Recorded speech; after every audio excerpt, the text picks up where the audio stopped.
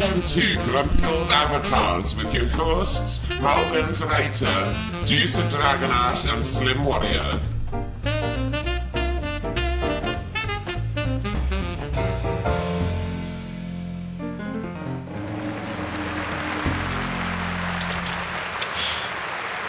Well, good morning, good afternoon, good evening, or even good tomorrow, depending on wherever and whenever you are.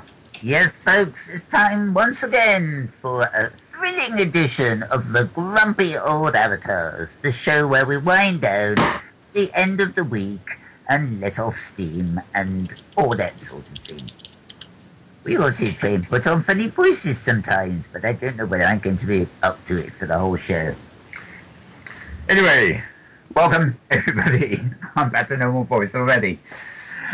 Yes, this is the Grumpy Old Avatars. I'm Mal Burns, and I have here one of our co-hosts, Slim Warrior. Hi, Slimmy. Hello. And in the absence of Deucer Dragonash, we're joined once again by the wonderful Slow Hunting Tiger Paw. Hi, Slow Hunting. Hello, Mal. I have to say that if you could only be up for it for the space of one sentence, what good are you to man or beast? I have no idea.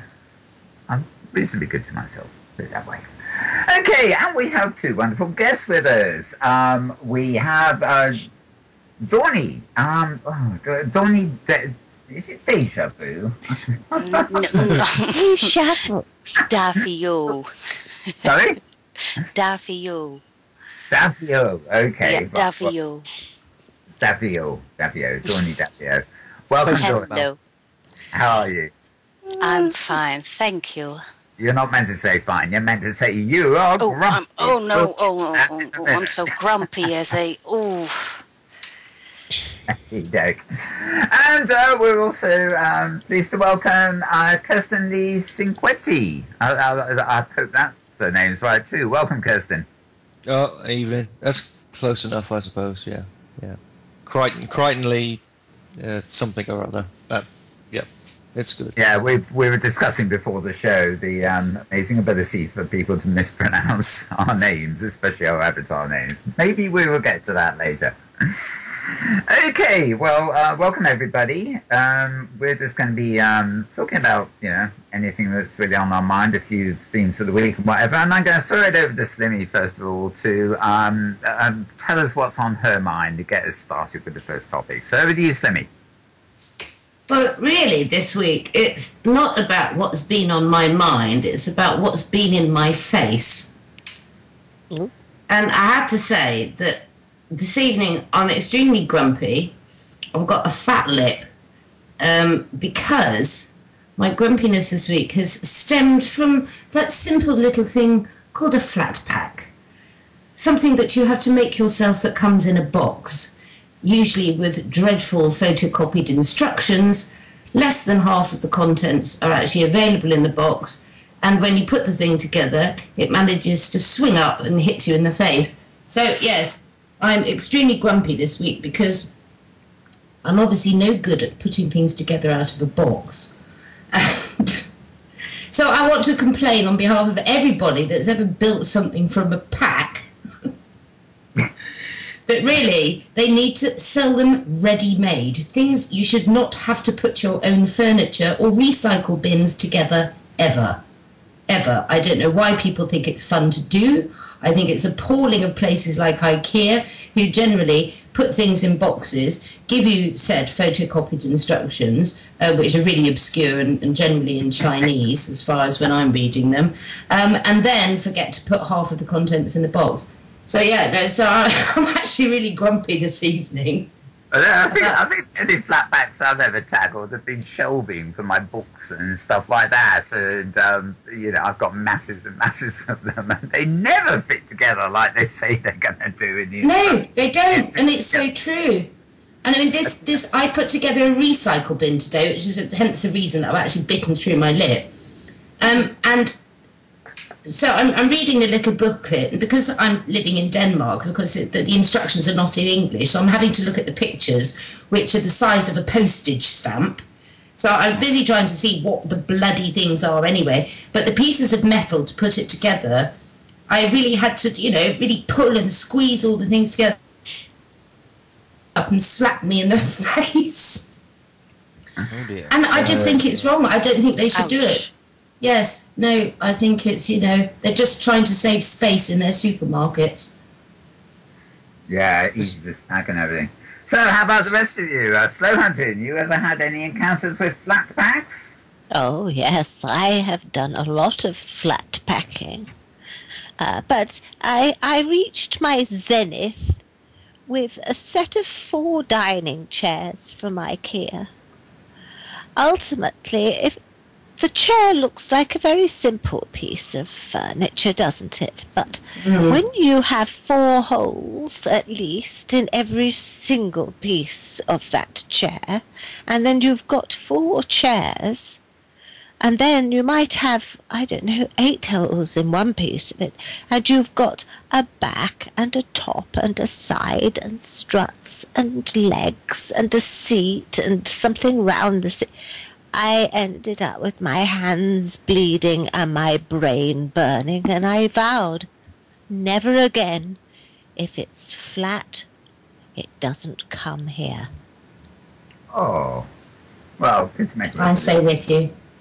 Yeah. Dawny, how about you? Do you know such things? Well, with having a man in the house, I just look at the man and look very, very grumpy, like, if you don't fix this for me, you get fixed. So that's how I handle flat packs.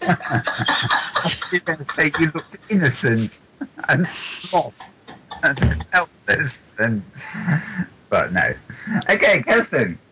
Well, you see, there exactly is your problem. You see, the female brain is not designed to understand the complicated instructions of a flat pack. Oh, come on, Kirsten, don't tell me that you haven't got something from IKEA and you got 3/4 of the way through putting some, a bookshelf together and suddenly realise that there's only holes on one side of the board, but you've already put the other bits together and you've used all the wrong bits in the wrong place and had to undo it.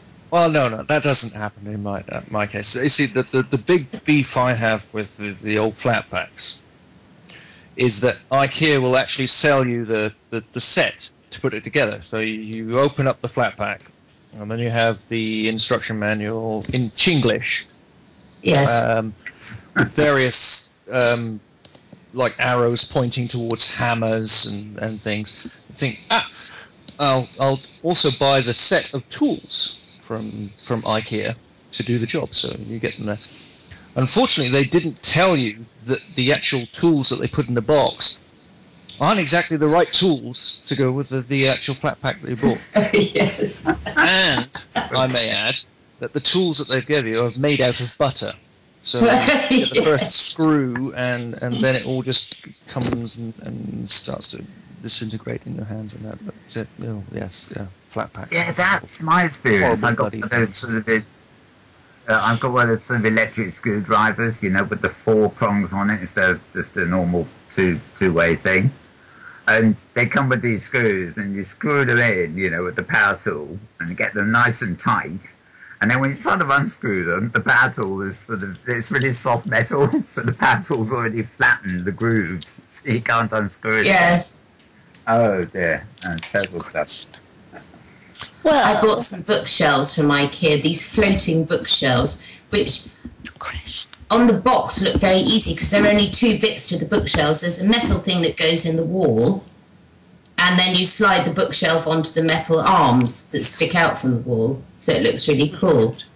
But I made a mistake with one of them, so I tried to unscrew the metal pole from the wall, but the raw plug got stuck on the screw, and of course I couldn't take the screw out of the hole because the raw plug was stuck on it. So I'm trying to undrill the screw while holding the raw plug, and I don't know if anybody you tried to do that, but it's really bloody difficult.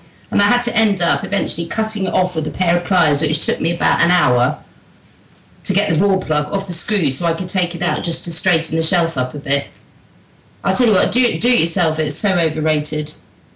Yeah, you Well, should expect there's that. only one kind of do-it-yourself that's any good. Well, that depends on the screwdriver, really, doesn't it? No, it depends on the batteries. Well, I don't know. I'm a bit concerned about Mal because he said he had a screwdriver with 4 prongs on it, so I'm not sure what screwdriver Mal's been using. A fork, by the sound. Well, you know, it's that. Wait.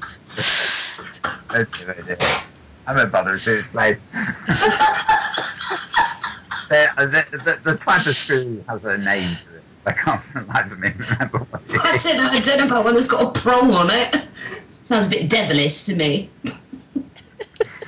Oh, it does. Yeah, I can find most of my building activities. I think we should have a little moment's silence for the idea of Mal on his knees with a fork. With a fork? Oh, I see what you mean. Fork. I've got an animated fork in world here somewhere, actually. Maybe I should. No, never mind. Yes, I think print mangling is like easier than flatbacks. And quite frankly, I'm no good at print mangling either, to be honest. I'll tell you another thing about it with your screwdrivers, your electric screwdrivers. Why is it when you're putting these flat pack furnitures together that your bloody electric screwdriver runs out on the last screw? Yes. And it's one of those ones that takes 4 hours to recharge the battery. Yeah, do they know or something? Do they, when they design these things, they got a computer or something and they say, okay, well, there's 16 screws there. Well, just add a 17th one because that will really annoy them. Yes. No, it's all pre-planned when they do battery recharges. It only lasts for 3 drills and then that's it. Then you have to wait half a day for it to recharge before you can finish. It's like everything these days. You buy it and it seems to have a built-in sort of limited lifetime. Yes, in about a week. If you buy a DVD player or something like that, and the cheaper it is, every £1 you pay equates to 1 week of lifetime, I think. So if you buy a £200 one, you get 200 weeks out of it, and if you buy a cheapo £20 one, you get 20 weeks out of it before it goes bust. It's because in the UK, particularly the UK, we've stopped manufacturing anything. This is very true. Because things are not made properly anymore. It's cheap and cheerful. It's like clothes, isn't it? Mm. You wear them a few times, wash them a couple of times, and then that's it. You can't wear them anymore. It's a throwaway society when it comes to things like that. And I have to say that in the most part, I think it's the same for places like IKEA. Because it's cheap and cheerful and it looks great and they've got a fantastic catalogue. But when it comes to everyday use, and I don't know about the rest of you, but I've got 3 children.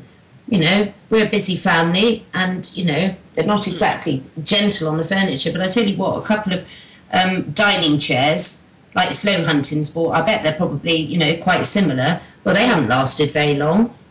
No. At all. I don't know the number of beds on that we bought for the kids. That, a couple of pillow fights, a couple of trampoline goes, and general use, and they just don't last. What you need It's a consumer economy gone mad, really. I mean, a lot of these things are made in China and Singapore and places like that for what we would consider slave labour. Then they're sort of exported, and then we're taught to buy these things, and then they just come with built-in redundancies. So.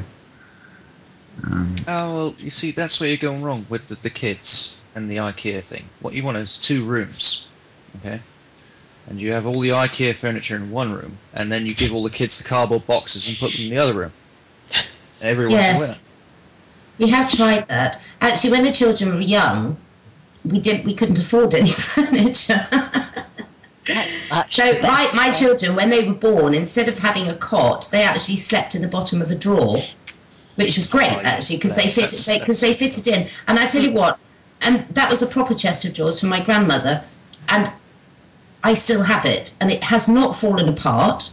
It hasn't creaked. It hasn't got bendy. The back of it hasn't fallen out because it's cheap chipboard, whatever they put on the back of things, and it's still going strong. And it's a really lovely piece of furniture. And all my children when they were born, they had the bottom drawer as their first bed.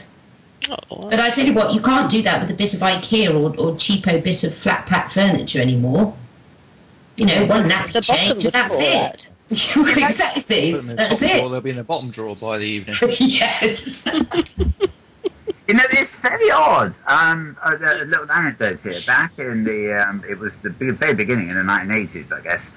I had a partner in another enterprise who got involved in a secondary enterprise, which was somebody who'd had this bright idea of making cardboard furniture.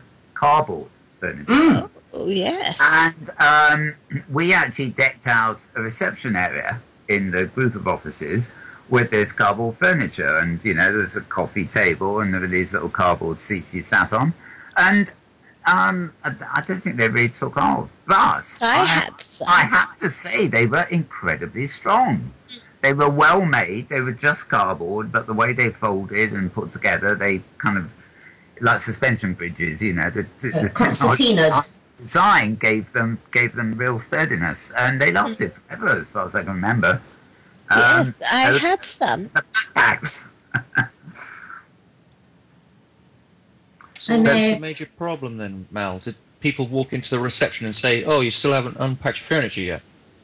Yes, exactly. It kind of looked like the real thing, except there was a groove down the centre where it had folded to make the table and a thing. But how wonderful! You could just make the excuse every time of saying, "Well, I'm sorry, I'm still living in a cardboard box." Yes. And that's they sold them at a very posh shop, actually. I remember seeing a corrugated cardboard box desk at Liberty's, which is one of my favourite places. I like to go and lie down on the carpets and have a snooze. Yes, but I remember seeing it there. It's very nice. Terribly expensive. Yes, you can get them in some of the very upmarket designer galleries for furniture. You can actually buy, there is a range of furniture that you can buy, sofas and chairs, and it's all made out of cardboard, and it's concertinaed together, probably very similar to what you were saying, Mal, where you can go and sit on them. The only thing that I could probably say about that is a bit, when you get up from sitting on one of them, you're going to have quite a lot of stripes on your backside where all the little corrugated bits are. Oh no, these ones were nice and shiny. They were like a coloured cardboard, and they had a nice sheen to them. And you can always put a cushion on them, good old-fashioned cushion. Yes. They're still. Word. But I do know that Dawny lives in Holland, and when we're on the subject of furniture, Holland is actually quite a brilliant place to go and find some antique furniture, and they've got some wonderful markets there, particularly in Amsterdam. I've had a wonderful time going to some of the furniture places there, and what I notice about it is even though it's a lot of it's been imported, it's good quality. It's furniture that lasts. It isn't, things that you sit on are using wardrobes or cupboards that are going to fall apart. And I think that it's false marketing when these flat pack companies, they show in their catalogues how wonderful everything looks, and they show these kids' rooms, and they show kitchens and this, that, and the other. And, and you pay for these things, and they really don't last. Do you think we as a society we're choosing to not spend a great deal of money on things that are in fashion? Let's say if you're going to have a new kitchen because it looks fashionable and lovely, but whereas a few years ago, if you bought a kitchen, it would last you. I mean, believe me, I'm living in a house that, flipping under it's about 3,000 years old, and the original kitchen is still, bits of the original kitchen is still here. But I know if I put an IKEA kitchen in, by this time next year, it would probably all have fallen apart. Yeah, well, you know what the problem is, don't you, Sammy? Is people have fads. Do you remember the 80s when they had this fad for black ash, which gathers dust like nobody's business? Oh, but that's yes. beside the point. But every single man and his dog wanted black ash. Yes. That was it. It was everywhere. 2 years later, no, we don't want that. We want teak.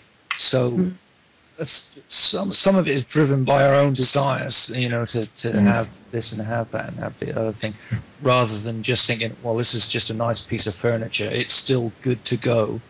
Let's just keep and then you get lovely bits of furniture like some teak cabinet which has been painted with emulsion just because in the 70s. Oh no, that was a trend too, wasn't it? To paint wooden furniture, which I can't bear. I cannot bear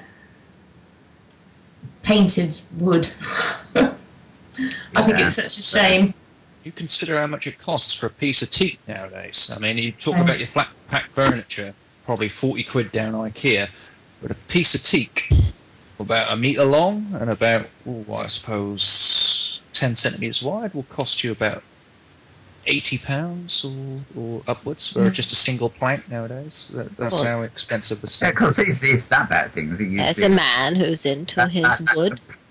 Compressed pulp stuff, aren't they? Wood pulp covered with laminate. They're not actually wood at all. They say, teak effect or walnut effect, you know. Yeah. I know we have to have it for people because not everybody can afford things like that. I will take issue with that, Slimmy Warrior, because brown furniture, which is highly desirable in the sense of recycling or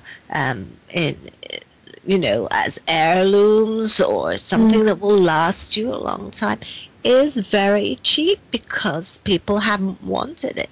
That market may change, of course. Fashion comes and goes, as Kirsten says. But right now, you will be better going down to the auction house and getting yourself a decent piece of furniture, because you will get it. I think it's also about size of houses too. Size of things made from wood. Because when I look at, there's some beautiful wardrobes or beautiful shelves or desks. Perhaps for most people, they can't fit that size of furniture into houses anymore. Particularly, from the Victorian era, when the furniture was very grand and, big families, 12 or more. So you had to have big dining tables and, your kitchen units would have had to be huge to contain all the cutlery and things. How we live, I think, has... and the spaces we live in have decreased, so there is no need for this furniture. And as much as I'd love to go and buy gigantic bits of furniture... well, everybody loves a nice dining table, don't they? But your kids ain't going to sit around a dining table anymore. All they want is a couple of bean bags and a Wi-Fi connection. Oh, no, mine have to sit at the table. I'm very old-fashioned. Mine have to sit at the dining table. Well, I'm very good at getting something big into a small space. Well, also, even if you've got room, it usually costs an arm and a leg. It probably costs more than the product itself to get it moved in for you, if it's a good, heavy, sturdy, quality thing. But, I think that I don't always think, the affording thing is the key because, you can say, oh, well, this cheap stuff means it can be bought by families without the disposable income. But in fact, they are still. The problem is they are still buying stuff that is going to wear out in next to no time. They might, if they say and pay double, they might be able to get something of more quality that lasts 5 years instead of 1, and therefore be, actually a better deal. This is what these flat pack stores rely on, isn't it? The fact that in and the 15 weeks they're going to be back again for a new one because that one fell apart. Yeah, and of course they'll have a new fashionable style by then because they copy the general style. Every 6 months, the new Argos catalogue comes out and there's a new style. And of course they move on from Misty Buff to Glamorgan Green. Yeah, they do the thing with the photographs. They photograph them very carefully so that it looks very sturdy and well placed and everything else. And the final product is never going to look as good as those photographs. It's like people who Photoshop half-built hotels onto beaches when in fact the hotel's being built 30 miles away from the beach. Yes. So up and they sell you the holiday. It's just it's false pretenses really. I would really like a parrot. Oh, my father used to have a parrot, and it used to copy my father's voice. So when you came up to the house, it would speak in my dad's voice. So if myself and my brothers had been naughty, and we came to the house, the parrot would sit there, and it would say exactly my dad's voice. And what have you been doing? Oh, yeah, scary little bird it was. He had trained it, hadn't he? He trained yes, that parrot very, very much so. to be nanny. My father had a glass eye, and what he used to do when we were children is he'd take his glass eye out and put it on the mantelpiece, and then he'd say, "I've got my eye on you." And then Oh no, that's so scary. yeah, he was an evil man. That's so scary. And are you in therapy now, Kirsten? No, because he made up for it. Because whenever we had family photographs where we're supposed to be all standing there really seriously, like at weddings or parties and birthdays and such like, what he'd do for his party piece would be he'd turn his glass eye upside down so his eyes were pointing in opposite directions. So there would be my mother looking all serious in her best Sunday best, standing at the camera with the kids all dressed nicely, and there's my old man with his two eyes pointing in two different directions. Oh dear. Oh, the funny I could have think I'm going to have a heart attack. Well, don't do it until the end of the show, because we've still got another half an hour to go, slow hunting. Oh, So tell me, Just hang on until the end of the show before you pass away. I want to know why Slow Hunting wants a parrot. I'm fascinated by the idea of talking pets. There was a YouTube that was viral this week, had a dog singing in recognisable words. that's just silly. But why a parrot? Why a parrot? I was just bored with the conversation. I wanted to change the subject. Oh, fair enough. Yeah, I think we've exhausted flat packs, really, haven't we? I think the consensus is we don't like them, by and It's large. the horrible, nasty things. Yeah, Definitely. they hurt us. Yes, They they cause serious injuries. I should sue them, actually. But Yeah, I will they- tell you Injury this. factor. I think they should put a warning on the box, not for female usage or something. It's probably more to the, We should I put remember- a warning I remember- on our box, not for female usage. I remember I did put a bed together once, and I put a screw the wrong way in, and I couldn't get the screw out anymore. So, yes, it's best to. use. You know, Not- Dawny, not- they have this wonderful stuff now. It's called glue.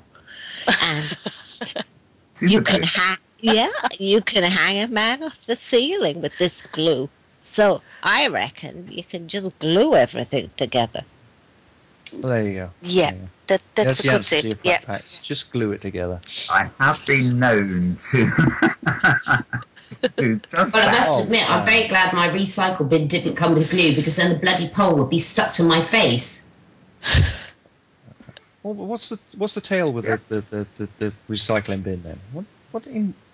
How did you have to put it together? Pardon me. Oh, because I'm Superwoman, and eventually, after smashing half my face in, I did actually manage to get the metal pole where it was supposed to go and put it together. But I'm never ever going to do it again. And No, I don't the want next it. time I buy a recycle bin, I'm just going to buy a bucket, Hang on. which doesn't require any putting together whatsoever. It's quite a special one. Over here in Denmark, they're very particular about recycling, which I'm a huge fan of. I'm very into, making sure that everything goes where it's supposed to go.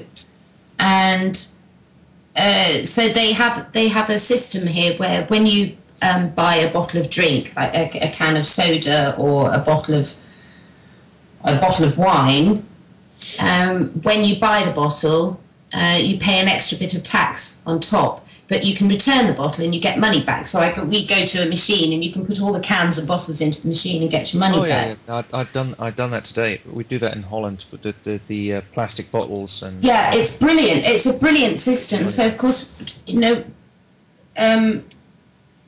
I have to collect them in something. So I bought this special. It's a special recycle bin, and it's one that stands outside.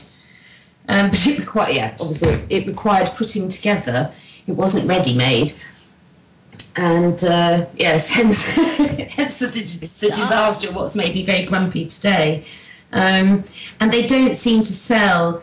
In England, you can buy them sort of ready-made, a recycle bin, which we have. We already have in the house for plastic, plastic bags or paper, newspapers and things like this. But this one was specifically for cans and bottles. Now here's a big question. Is the actual bin itself recyclable? Mm-hmm. Well, it's all made of plastic, so no. So probably not, actually. Yeah, But And hopefully... not only that, it gives off fumes that make men infertile. Well, Really? yes. I don't. Well, I'm a woman, and I don't intend to stick my head inside the recycle bin for, No. for gives any amount women- of time, so I should be all right. Just gives women cellulite. It's funny, the last time I came to Cropper and had an injury with a consumer item, it was in Sainsbury's, and it was a packet of coffee. And don't laugh, they now package up their coffee in these little sachet sort of things, and they've got resealable clips at the top made of wire. Oh, yes. And, I just went to the shelf to pick it up, and yow! I was yelping like mad. It sliced right into my thumb, or another. Right? And all the attendants were running over and desperately trying to bandage me up lest I start complaining, although I was already complaining. But, just simple things like that, Did they give you free coffee? No, they didn't. They just, came with the bandages and everything. I was looking very concerned. But I thought, what the hell are they doing, putting our stuff on shelves that isn't properly even, packed? It doesn't, sharp wires sticking out of it. Yes. Well, we talked about packaging before, haven't we? This dreadful plastic packaging we've that we all seem to be under the impression of. But I think it continues on from a previous show that we've done here on Grumpies, which is talking about how much waste we as a nation produce or consume, use, and then chuck away within a very short space of time. And it applies to so many things, and and as I said, and particularly today, because I do make a huge effort to recycle, and I'm getting pain for it. I don't understand why you need a bin to recycle. Is it so they can come along and take this away for you? No, you have to take. Just You have to burn take it yourself. I find I am very for recycling too, but in fact, I'm going to sort of change the subject here. But my council, for example, delivers us different coloured bags, so you can put cloth in one thing, you can put other things in another, and whatever, and take them out. But these coloured bags, they're quite good because unlike the flimsy black bags you buy in the supermarket, they're actually strong enough to hold the things. But they're plastic bags. So the thing you're using to recycle is not in itself recyclable. It's like your bin's been made of plastic. But it's this sort of thing started in the 70s. But I suppose about 10, 15 years ago, recycling became sort of fashionable, the green thing. But it seems to me a lot of people really don't do it very seriously. And it was something that made me rather grumpy today was the results of our British elections coming in. Well, they weren't really elections, but we had a vote in the UK here yesterday as to whether we wanted. Yeah, it was a referendum to see if we wanted to reform the voting system in this country for our national government into something a bit more modern and proportionally representative of the people. What, And recycled governments, you mean? Astonishingly, the results show that people just don't want change. They just, oh no, we'll stick with it the way it was. And it seems to me this happens a lot. I don't know why. Apathy. It's apathy, Mal. People can't be bothered. We are all so caught up with the fact that every successive government, and I don't care who it is, just falls into the same old pattern. And, really none of them make a massive amount of difference. They make a lot of noise. They probably fart a lot after their big dinners in the Houses of Parliament, the same as everybody else, but they never really change anything. And back to the subject of recycling. On a tradition, you're missing the whole point of politics. The point is you can sit there on a chair earning an awful lot of money and going, hell, and then going to your meals in the evening. That's the whole point of politics. I think I'd have more fun on the fast show, actually. Yeah, it's lovely. Politics used to be a vacation, and a temporary vacation at that, but these days it's just a full-time career. So there's a vested interest. Do you know what would be interesting? Is not the voting system. Is if they allow the politicians to have swords back in the parliament thing. So I think that would be great. I really like that idea. A new form of sports. Television, you know. Yes, so if where they've they got an argument, they can. Yeah, right. Sort it out. Oh dear, there goes the. Politician for Bradford and West Bingley. I think that would be marvellous. There. I would still watch that. Bring back Michael Heseltine. Do you remember the fussy call when he picked up the speaker's rod and threw it at somebody? Javelin. Yeah, I mean, yeah. Well, it's an act of treason, isn't it? Oh yes, that's not the fun thing, is it? No. Oh no. Do you remember? Yes. Dawny, sadly, but you probably wouldn't have had the same in Holland back in the day. But when I was younger, I went to church with my grandmother a lot, an awful lot. It seemed like every day of the week, but it was an awful lot. And in the churches, at the end of every pew, where everybody sits in church, there was a long stick with a pointy bit at the end, a bit like a javelin, really. And they used to use it so that if anybody nodded off during the 70-hour sermon that they had every day, they would poke the person at the far end of the pew to wake up and to listen to whatever they were rabbiting on about in the sermon. And I think that they should have that in the House of Lords. I think they should have big, long, pointy sticks. So all of these boring gits who sit there after lunch, dozing off and not really listening to anybody, should be poked with a long, pointy javelin like they used to do in church to keep them awake. I would pay for that person. I would have it if I was living in England and I was paying taxes there. Again, I would pay for that person to stand there in the House of Lords and poke the MPs. They should have had one of those in the Westminster Abbey last week, actually. Because all the politicians present were put behind the choir. And, you know, if you peek behind the choir in the television, the video or whatever, you know, it looked like the front bench of the House of Commons. And what's his name? Because, Kenneth Clarke. Kenneth Clarke was the centre focus there because he was having a nap behind his choir boys, you know.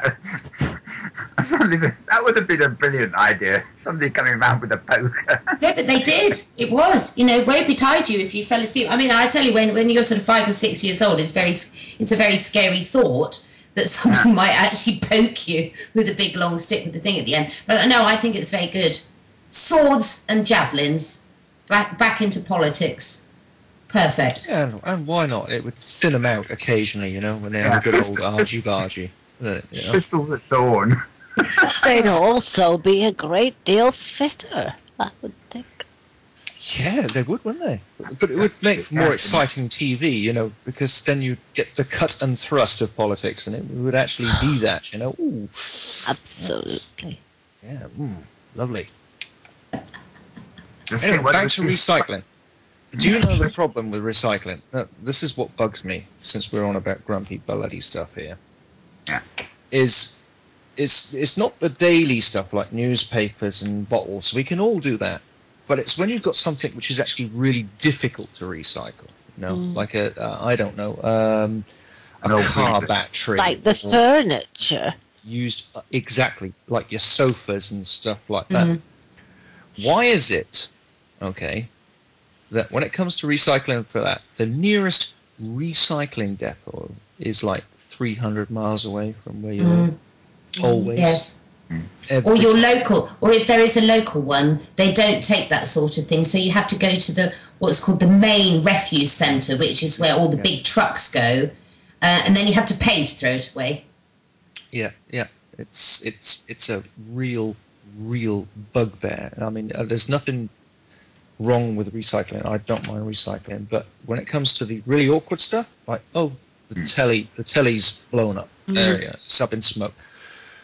You've then got to, I don't know. You stick it in the back of a car, and then you've got to waste a load of petrol to find a place which is closed because they only open on one Tuesday every 2 months. Yes. And then you've got to store it somewhere and then drag it out on a certain day at a certain time to have some surly bloke in an orange boiler suit give you some dirty looks because you've actually brought something to be recycled, and you think, oh God, why did I bother in the first place? I should have just dumped it down a mine shaft, sod the cadmium or whatever it is, Oh, you'll find radioactivity down the mine shaft because they were going to store all the used rods and God knows what else down the mines, down the deserted mines at one time, Well, that's not a bad idea, is it? That's where it all came from in the first place.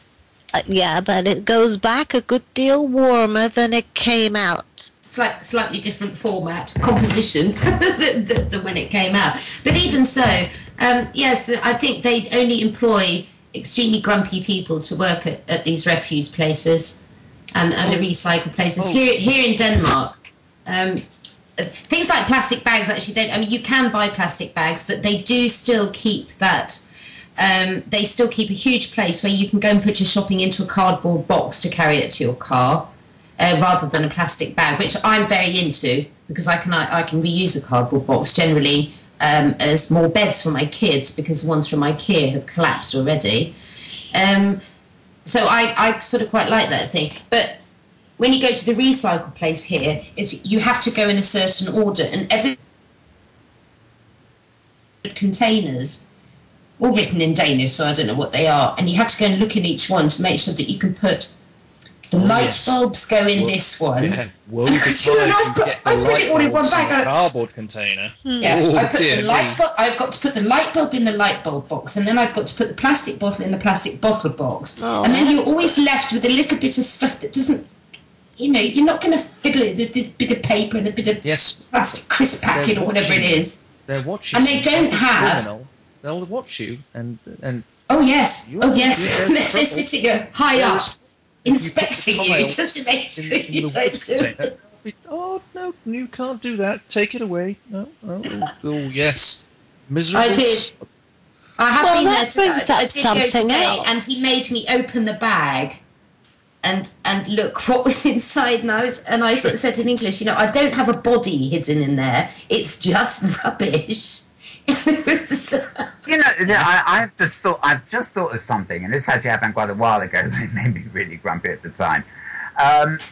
Holland and Barrett and Whole Foods just over the road here. When you go and shop, they give you a nice bag to take away, but it's made of recycled paper. And it's pretty strong, unless you actually fill it up with lots of heavy bottles in one bag. And it's strong enough that you can fold it up properly when you finish with it and unpack it. And then you can take it out in a bag and use it as a bag when you go shopping again. Yeah. And whereas the supermarkets, like Tesco, if you've got 2 bottles of mineral water in one of their bags, you're lucky to get 30 yards out the door with it before it breaks. But they did bring in a law, didn't they, that if you sold a plastic bag, it had to be able to carry a certain weight. And actually, don't you remember in England, the supermarkets stopped giving you free plastic bags. You had to buy them.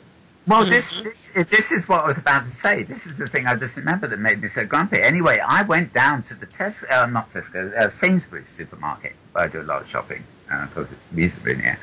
And I took... Right, because they give you a penny in the pound off or something stupid if you bring your bag back to use it. So I brought in my Whole Foods bags, which are nice and sturdy, and I thought I'll use those because there's less chance of them falling apart than Sainsbury's own plastic things. And then the woman said, then I said, I brought my own bags today, and the woman said, oh yeah, but we can't give you a discount. They're not our bags. What? Ooh, in other words, what? It doesn't say that. It says, are they your own bags? Yes, they are. Their miserable penny in the pound offer is only if you bring back a cardboard, a bag you bought from Sainsbury's itself. What kind of nonsense was that? Not that that's ridiculous. If I'm wrong, Mel, you're a chap of a certain age. Eventually, you'll get the old bag with the wheels on the bottom. Oh no, they're trendy. No, you're not allowed. No, you're not allowed to be horrid about this bags because they're actually very trendy now. Oh, they are. Yeah. They are coming back into fashion. There is a shop in Surrey where you can get the most funky, cool bags on wheels. They're not the tartan check ones anymore. You can get them with fluff around the outside. You can get them with beautiful designer, but bold pink with amazing designer patterns on. You can get bling ones. They're brilliant. They are really, really cool. And Still you look stupid, but at least you look trendily stupid with them. I think they're brilliant. How many bumps do you go over before the wheels fall off? Well, no, you see, I like those because, I can be infirm if I choose to be. But I can't pick them up and take them on the bus because I've filled them up. Yes. They're too heavy for me. And they're awkward to just carry in your bag empty until you're ready for them. You've got to take them out with a purpose, so to speak. I know. I have found though. Have any of you been to the supermarket and not used any bag or box to put your shopping in? That you've gone out to the car with the trolley and just put it in the back of the car and just unloaded it at home? Because I do that quite a lot here, and I don't miss having a carrier bag. Yes, if you're not in a car, that's awkward. Oh yeah, sorry, yeah. If you have a car. I did see a CCTV footage of this unfortunate woman who'd been at the supermarket, and she was having a little bit of trouble putting her shopping in the back of her little Fiat or whatever it was, her little hatchback car.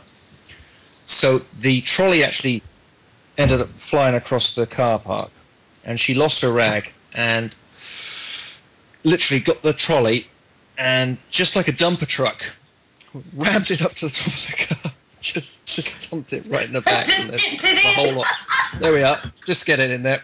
Oomph. Oh, I love that. Is that on YouTube? I have to go and watch it. I don't know where I spotted it. I was just shifting around the internet, and it was something about cars, and you just saw the desperation on this woman's face when she was putting this stuff in the back, and then the trolley just disappeared, and she dropped her handbag down, and she ran after it, and she came back, and she looked at this car, and she looked at this trolley, and she just went, right, solid, in, job's done. Kick the back of the thing. That was it. I'm finished. There we are. It's all in. Job's done.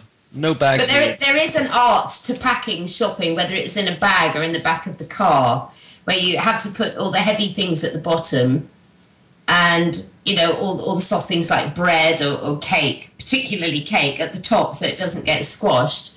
And then you sort of arranged it nicely in the back of the car. But when you get home, you realise that you're in such a hurry that actually the eggs are in the bottom of the basket, so one of them's broken, and the milk has slid over a little bit into the bread, so it's now a bit flat in the middle. That's where it gets a bit sort of grumpy in the supermarket. Is occasionally you'll have a very nice person on the till who will wait for you to unpack all your stuff from the trolley before starting to push it through the scanner, and so you get a chance to get to the other side to put the stuff in as you would. Heavy at the bottom, light at the top. Then you get the little... I won't say it. Well, you lost the word. Person, yeah, who thinks it's some sort of race. And was beep, beep, beep, beep, beep, and all the time, all your stuff is being crushed by this conveyor belt, and you're trying to put it on, and they're just going beep, beep, beep, beep. And of course, there's two of us trying to catch up with that person, and we can't. We basically can't. We're both just throwing it in the bags. What are they thinking when they do that? Is it there's some sort of gold medal for causing the most destruction to your groceries that we just bought? And they don't look at you when they do it. Because they do it here in Denmark. In my local supermarket here, they do it in Denmark too.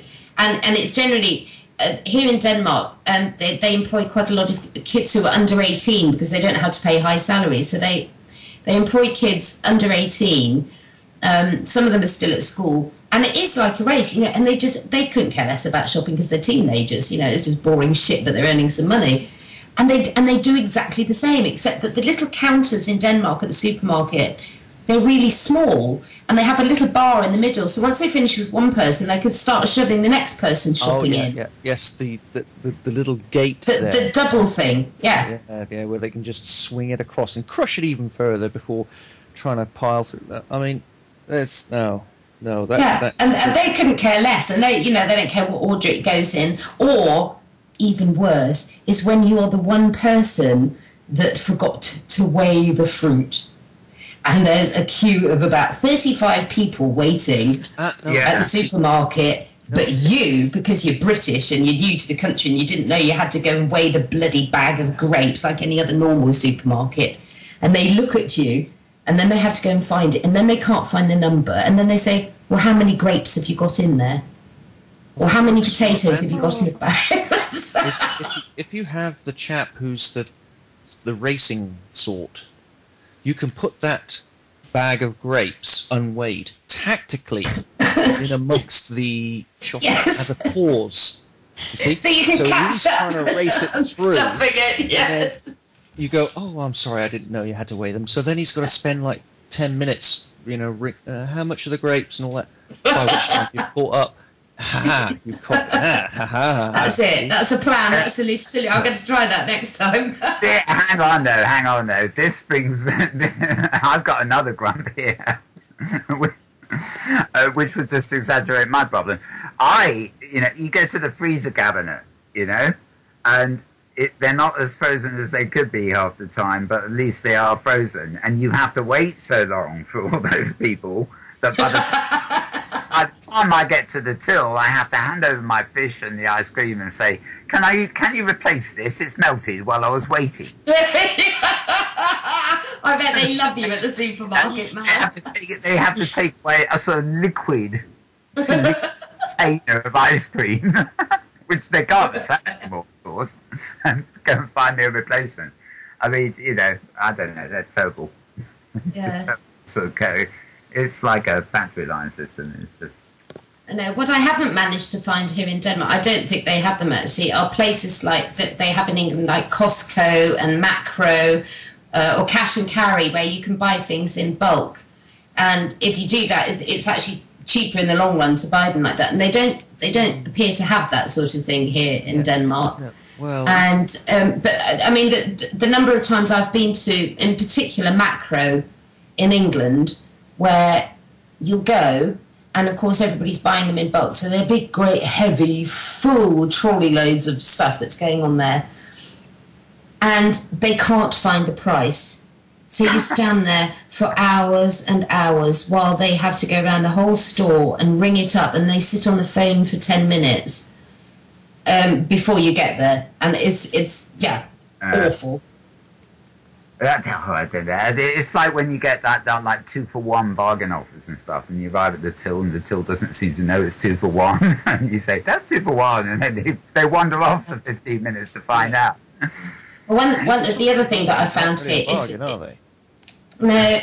None of you have it. Well, it's just me that has this problem. So when I go with my English card to pay here in Denmark, some of the machines here don't recognise the card, and I didn't realise in the beginning when I moved here, because I thought, this is Europe. I have a bank card, I have a Visa card, I can pay, but not so in Denmark. And the number of times I've done my shopping, I've done the whole conveyor belt thing, I've done the squish, the squash, the race to get it into the trolley, and then I've got to pay, and then they say, oh, I'm sorry, we don't take that card. Typical. Anyway, we've almost reached the end of our hour, and we've been talking about flatbacks and shopping. Gosh, how exciting can it be? It was, actually. Anyway, this is the point of the show, and we'll have to do it rather briefly this week, is where we like to go over to our guests and get their grumps of the week. And by that I mean just sort of let them tell us what's been on their mind this week, or this year, or this month, or this, I don't know, decade even. Anything personally that's been bugging you of late you want to get off your chest. And I think I'll start with Dawny. Dawny has actually been rather quiet in this conversation, I'm sad to say. So, Dawny, take it away. What's been bugging you? What's been bugging me? Nah, I don't know where to start. Right, in other words, an awful lot. Yes, but all small things, you know. It's. I'll pass if you don't mind. Okay, in world or out? Tell me that, or both. No, never in world. No, never in world. In world, it's all joy, all fun, and. As indeed it should be. That's why we're here on these wonderful social platforms where we're filming from. Right, okay. Well, I'll let you pass. Kirsten, what's bugging you in particular? Dog food cans. Just before we had this show, I went and slashed my finger open with a dog food can, so that's really got my goat today. Ow! I've just had one of those days where everything's gone wrong. Open the dog food can, slash finger open. Open the orange juice all over the counter. But packaging in particular has been a major bugbear for me. And yes, no, packaging not good. I so sympathise with that, actually. Horrific time of packaging. It's an ordeal these days. Yeah, terrible stuff. Horrible. Very grumpy this week about that. Okay. And how about you, Sir Hunting? What's on your mind that's really bugging you right now? Oh, I'd have to say bread. Bread? Yes. Bread has changed, it seems to me. And now, whenever I eat bread, I get indigestion. Oh, dear. I wonder what chemicals they're putting in it. I don't know. Nothing I can eat anymore, I don't think. It's packaging, you see. Yeah, I've got too old for bread. I can't eat white bread or even normal bread. Yeah, there's lots of good breads around. But you got a hunt for them. Okay, Stimmy, anything else on your mind this week? And while you're at it, maybe you'd like to give out our blog details and stuff like that. Well, it's Friday. I'm usually grumpy about something on the Friday. So, yeah, apart from the fact that I've got a fat lip, half my furniture's falling apart. My children now have to sleep in cardboard boxes. Pretty much things that have annoyed me this week have really been is the fact that I moved to Denmark to enjoy the country air. I live 5 minutes from the beach, so I expect when I open my windows in the morning to smell that beautiful salty sea air, but no.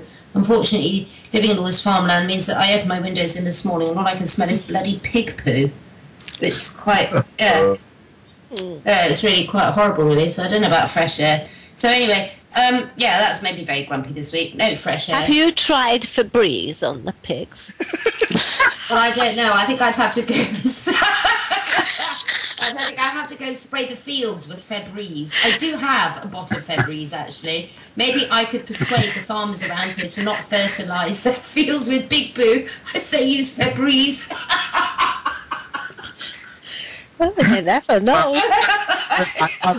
I've got a feeling that the sweet aroma of pig poo is probably better for you than the smog of city. Oh, I don't know. Believe me. When you open the windows here, Febreze would be a delight. If you would like to follow us, please do so at Grumpy Old Avatar on Twitter. We have a blogspot, Grumpy Old Avatars, and you can watch the replays and the rest of the shows here filmed by the wonderful team at Metaverse TV. And thank you very much to Rob at metaversetv.com. Okay, wonderful, Slimmy. And yes, Slimmy said it all, really. Sort of, we'll be back next week here live on NBC TV, a live stream. You can also get recordings of the show embedded all over the place. And until then, I don't think I've got an additional grumpy thought to leave you with. So I'll just sign off and hope you can join us next week. Thanks to everybody for being here in the audience. Thanks to all of you watching on your big screens or whatever via TV channel. And special thanks to my guests, Kirstenlee Cinquetti. Thank you, Kirsten. Oh, thank you. And thank you very much, Dawny. You're welcome. Pleasure to be here. Wonderful. It's been great having you, and hope we'll have you back before too long, indeed. So, many thanks, everybody, and we'll see you same time, same place next week. Bye for now.